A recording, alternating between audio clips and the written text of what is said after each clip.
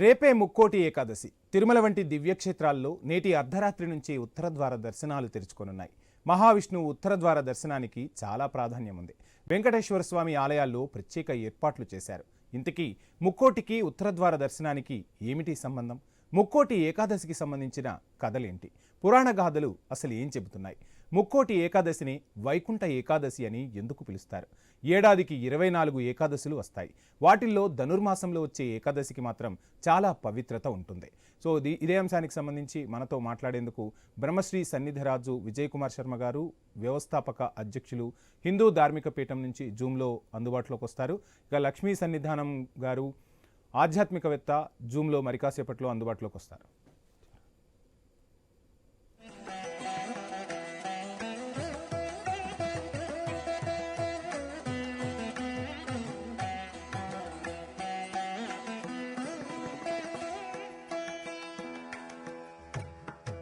సంబంధించి అటు తిరుమలలోనూ ఇటు దక్షిణ అయోధ్యగా పేరుగాంచిన భద్రాద్రిలోనూ ఆలయ అధికారులు విస్తృత ఏర్పాట్లు చేస్తూ ఉన్నారు. సో ఆ దేవదేవుణ్ణి దర్శించుకునేందుకు భక్తులైతే తిరుమల కొండపై బాగా బారులు తీరిన పరిస్థితి అయితే కనిపిస్తుంది.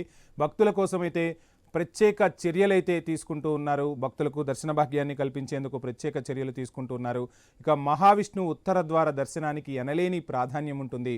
ఆ ఉత్తర ద్వార దర్శనం చేసుకునేందుకు భక్తులు క్షేత్రాలకైతే తరలి వెళ్తున్న పరిస్థితి అయితే మనం చూడొచ్చు. ముక్కోటికి ఉత్తర ద్వార దర్శనానికి చాలా ప్రాధాన్యం ఉంటుంది. భక్తులు ఖచ్చితంగా ఆ రోజు ఆ దేవదేవుణ్ణి దర్శించుకునేందుకు కొండపైకి చేరుకుంటారు.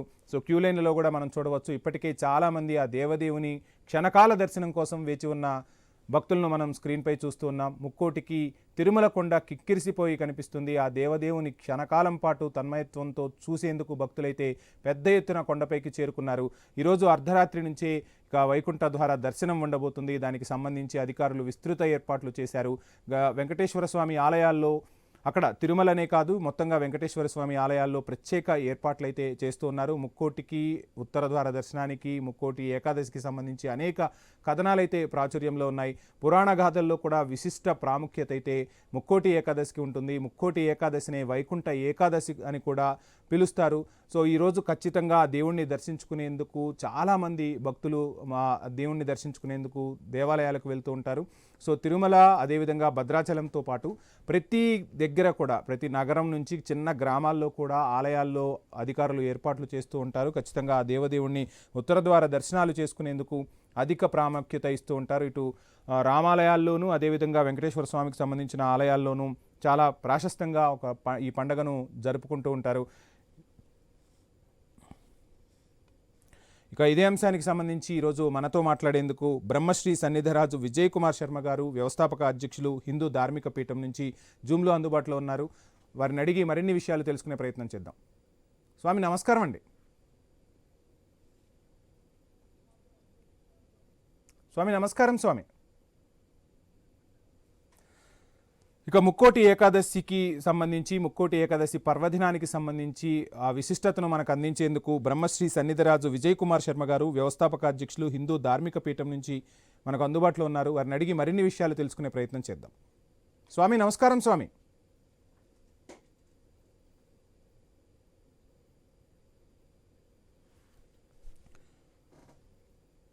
ఇక లక్ష్మీ సన్నిధానం గారు, ఆధ్యాత్మికవేత్త, జూమ్లో సిద్ధంగా ఉన్నారు. అమ్మా నమస్కారం. నమస్కారం అండి. ముందుగా ఐ న్యూస్ వీక్షకులందరికీ కూడాను ముక్కోటి పర్వదిన శుభాకాంక్షలు. శ్రీ మహాగణాధిపతే నమః. శ్రీ గురుభ్యో నమః. అమ్మ, చూస్తున్నాం అటు భద్రాచలంలోనూ ఇటు తిరుపతిలోనూ గ్రామాన కూడా భక్తులందరూ కూడా ముక్కోటి ఏకాదశి ఆ క్షణకాల ఆ దేవదేవుని దర్శనం కోసం ఎదురు చూస్తున్న పరిస్థితి ఏంటమ్మా? అంత విశిష్టత ఏంటంటారు? ముక్కోటి ఏకాదశి పేరులోనే ఉందండి.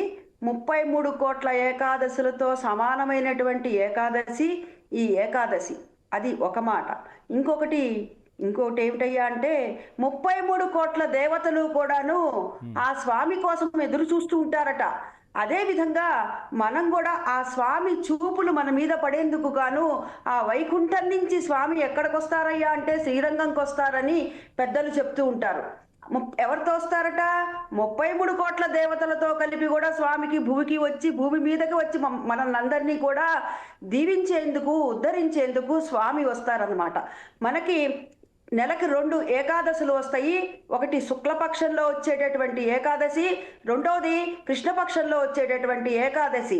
ఆ వెరసి మనకి 12 రోజుల 24 ఏకాదశులు. ఎప్పుడైనా సరే ఒకసారి అధిక మాసం వచ్చినట్లయితే కనుక మొత్తం ఆ 2 కలిపి 26 ఏకాదశులు వస్తాయి.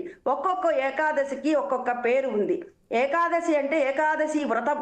వ్రతం అంటే అర్థం ఏమిటయ్యా అంటే నియమము అని అర్థం అన్నమాట. ఈ 33 కోట్ల ఏకాదశులు చేసినటువంటి పుణ్య ఫలం వస్తుంది ఏకాదశి రోజున అని. వైకుంఠ ఏకాదశి అనేటటువంటి నామం రావటంలో ఉన్న ఆంతర్యం ఏమిటంటే విష్ణుమూర్తి ఉండేటటువంటి స్నానం ఏదయ్యా అంటే ఆ స్థానము వైకుంఠం కదా. అదే విధంగా పరమేశ్వరుడు ఉండేటటువంటి స్థానం ఏమిటయ్యా అంటే కైలాసం కదా. విష్ణుమూర్తి ఉండేటటువంటి స్థానం కాబట్టి ఆ స్వామి ఉత్తర ద్వారం తెరుచుకొని ఉంటారట. పెద్దలు చెప్తూ ఉంటారు చూడండి. అవునమ్మా. అంత క్రితం ఎవరైతే కనుక మన పూర్వీకులు గతించి ఉన్నారో వారందరికీ కూడాను ఈ ద్వారం తెరచబడి ఉంటుందట. ఈ వైకుంఠం అంటే ఉత్తరం వైపుకు ద్వారం ఏదైతే ఉంటుందో ఆ ద్వారం తెరుస్తారట. వీరికి అందరికీ కూడాను ముక్తి మోక్షం కలిగేందుకు మనం కూడా స్వామిని నమస్కరించుకుంటూ, స్వామి అయ్యా నీ చూపు మా మీద పడేలా చెయ్యి స్వామి అని చెప్పి మనం ఉత్తర ద్వార దర్శనం కుండా స్వామిని వీక్షించటంలో ఉన్న ఆంతర్యం ఇది.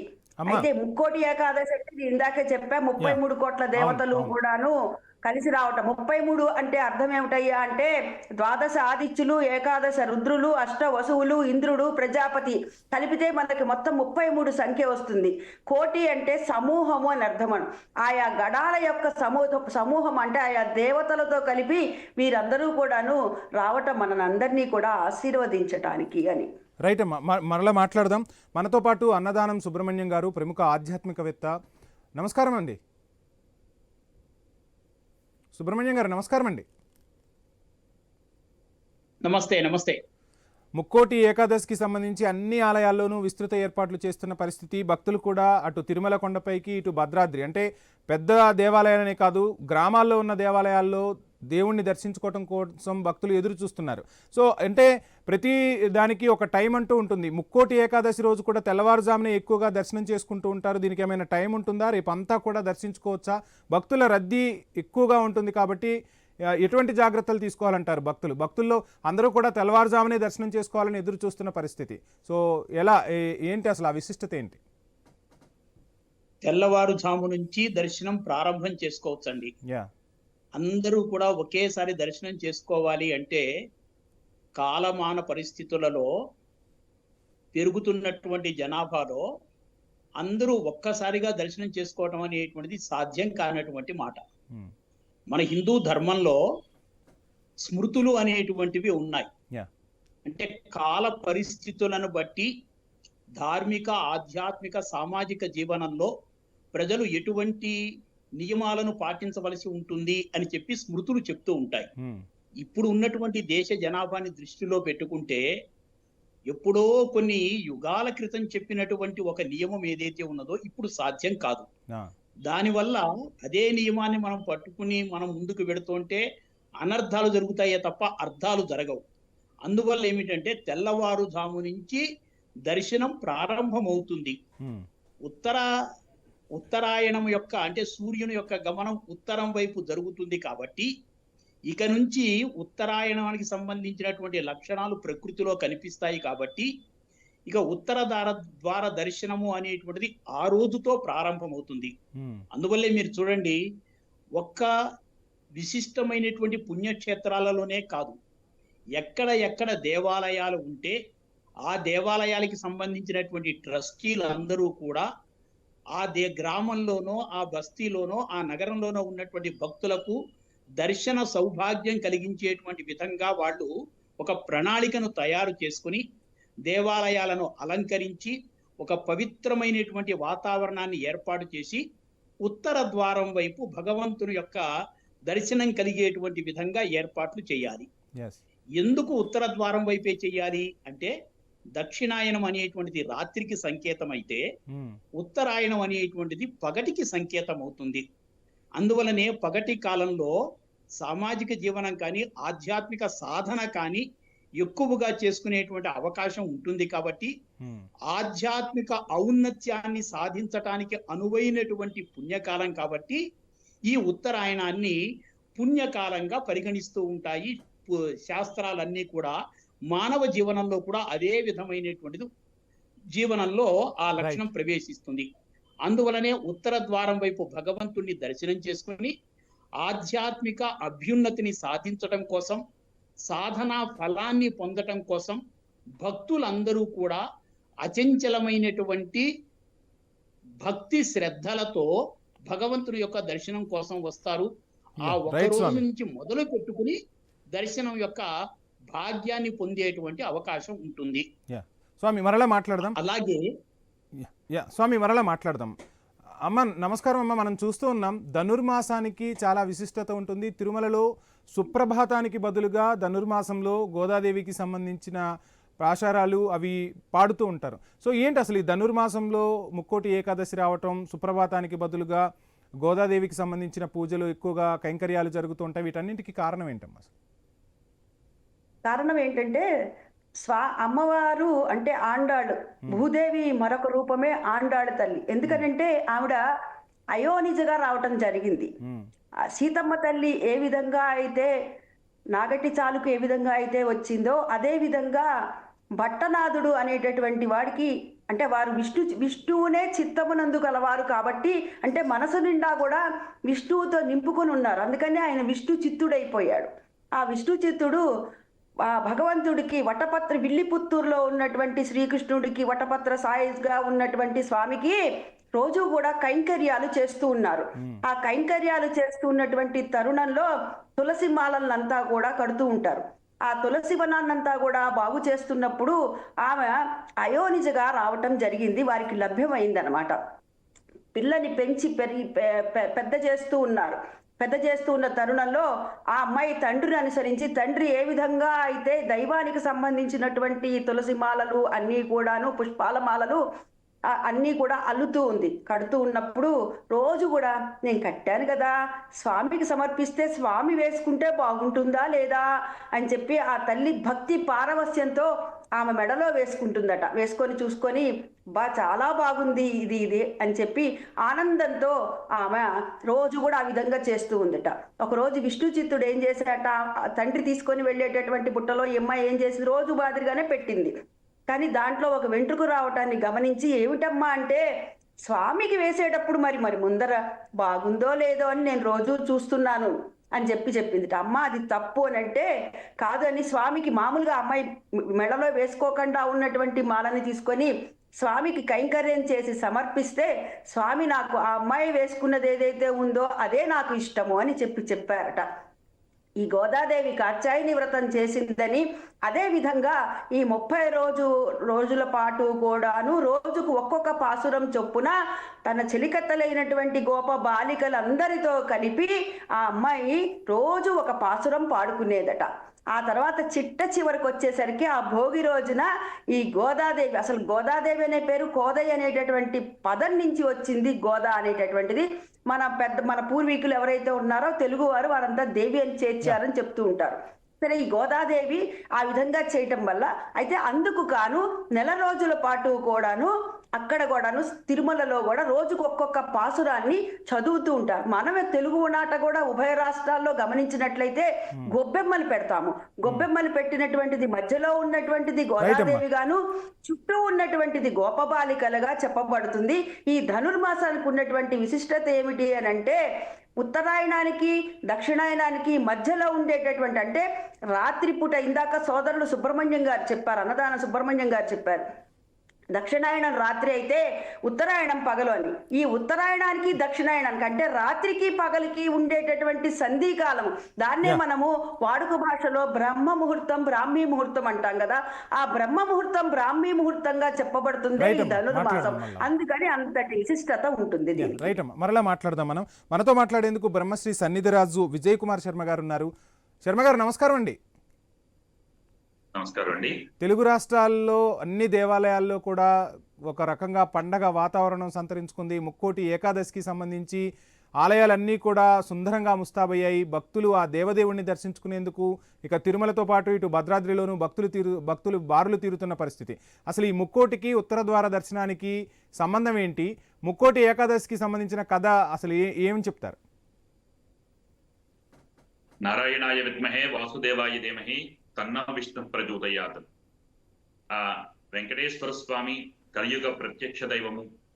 విష్ణుమూర్తి ఈ కలియుగంలో భక్తులందరినీ కూడా కాపాడటానికి, మనం చేసినటువంటి కష్టాలు ఈతి బాధలన్నీ కూడా తొలగించడానికి, మనం తెలియకుండా చేసినటువంటి పొరపాట్లు తప్పుల వల్ల జరిగేటటువంటి పాప కర్మల నుంచి మనల్ని విముక్తి చేయటానికి ఈ ధనుర్మాసంలో వచ్చేటటువంటి ఏకాదశి తిథి రోజున స్వామిని నామస్మరణ చేసిన గోవింద అన్నా సరే స్వామి యొక్క అనుగ్రహం పరిపూర్ణంగా ఉంటుంది.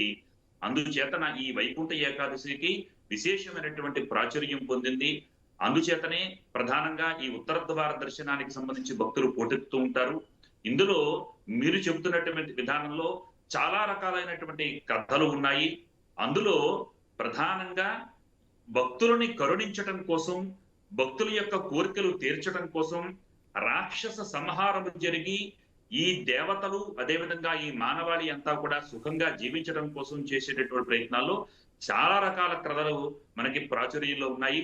ఈ రోజున వైకుంఠ ఏకాదశి రోజున ధనుర్మాసంలో వచ్చేటటువంటి ఏకాదశి రోజునే మనకి అమృతము పాల సముద్రం నుంచి ఉద్భవించబడింది. అదే విధముగా అదే సమయంలో ఈశ్వరుడు హాలాహలాన్ని కూడా మింగినటువంటి రోజు ఈ రోజునే. అంటే అమృతము సేవిస్తే ఎంతైతే పుణ్యఫలముతోటి ఈ దేవతలందరూ కూడా చిరాయులతో ఉన్నారో రాక్షసులందరికీ కూడా సంహారం జరిగి దేవతలకి అమృతం సేవించేటటువంటి యోగం కలిగినటువంటి విశేషమైనటువంటి పర్వదినము రోజే ఈ వైకుంఠ ఏకాదశి, ముక్కోటి ఏకాదశి. వైకుంఠము అనంటే మనము ఈ వైకుంఠనుడు అనేటువంటి ఒక మహారాజు వారు ఈ ఏకాదశి రోజున వ్రతాలు ఆచరించారు. అందుచేతన వైకుంఠ ఏకాదశి అంటారు. ముక్కోటి ఏకాదశి, ఈ ముక్కోటి ఏకాదశి 3 కోట్ల మంది దేవతలతో కూడుకుని విష్ణుమూర్తి ఈ భూలోకమునకు ప్రవేశించి ఈ భక్తులందరినీ కూడా కాచి కాపాడతాననే నమ్మకం ఉంది కాబట్టి ముక్కోటి ఏకాదశి. అదే విధముగా కోటి వ్రతములు చేస్తే ఎంతైతే పుణ్య ఫలితం ఉంటుందో, కోటి దర్శనాలు చేసుకుంటే ఎంతైతే పుణ్య ఫలితం ఉంటుందో, ఈ ముక్కోటి ఏకాదశి రోజున ఎవరైతే స్వామిని అమ్మవారిని దర్శించుకుంటారో వారికి కూడా విశేషమైనటువంటి 3 కోట్ల రెట్లు ఈ స్వామివారి యొక్క అనుగ్రహము ఫలితము కలిగి వారు వారి కుటుంబాలందరూ కూడా సుభిక్షంగా ఉంటారు అనేటువంటిది ఈ ధర్మంలో శాస్త్రంలో చెబుతున్నటువంటిది. ప్రధానంగా మురు అనేటువంటి రాక్షసుడు విష్ణుమూర్తితో కొన్ని వేల సంవత్సరాలు యుద్ధం చేసిన అనంతరము ఆ మురు అనే రాక్షసుడితో యుద్ధము చెయ్యలేక విష్ణుమూర్తి ఒక గుహలోకి వెళ్లి విశ్రాంతి తీసుకుంటూ ఉంటారు. అయినా సరే విష్ణుమూర్తిని మేలుకొలిపి అతనితో యుద్ధం చేసి ప్రేరేపించడానికి మురు ప్రయత్నిస్తూ ఉంటారు. అటువంటి సందర్భంలో విష్ణుమూర్తి నుంచి ఒక శక్తి ఆవిర్భవించి ఒక స్త్రీమూర్తిగా ఆ తేజస్సుతోటి ఆ మురు అనేటువంటి రాక్షసుని సంహరించినటువంటి రోజు ఈ రోజు.